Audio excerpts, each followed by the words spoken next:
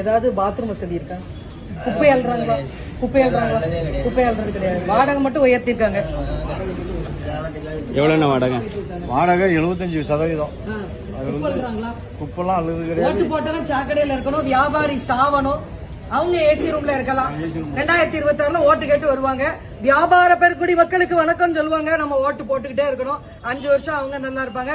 ஒரு நாள் ஓட்டு போட்டு நம்ம சாவணும். இங்க பாருங்க, பாதாள சாக்கடையில கூட இவ்வளவு சாக்கடை இருக்காது. எவ்வளவு மக்கள் இருக்காங்க, நடுத்தர மக்கள். என்ன செய்தாங்க? இந்த காய்ச்சல் வந்து செத்துருவான். அப்படி தொற்று வியாதி வராம என்ன வரும்? இந்த அம்மா பாருங்க, ஒரு டீச்சர் ஒரு ஆபீஸ்ல இருந்து வர்றாங்க. பணம் இருக்கிறவன் போய் மால்ல வாங்குவான். ஏழை விவசாயி, ஏழை மக்கள் இங்கதான் வந்து வாங்கணும். நீங்க சொல்லலையா கார்பரேஷன்ல பணம் கட்டுறோம்?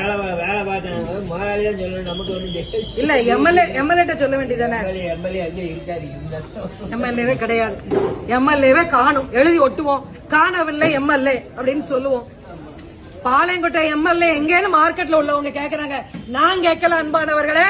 இங்க உள்ள வியாபார பெருங்குடி மக்களும் சாதாரண மக்களும் கேட்காங்க, எம்எல்ஏ எங்கே?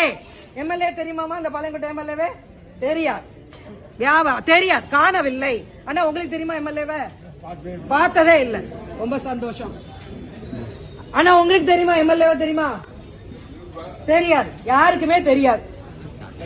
சாக்கடை இருக்கு, எம்எல்ஏ தெரியாது. சரி, நன்றிங்க.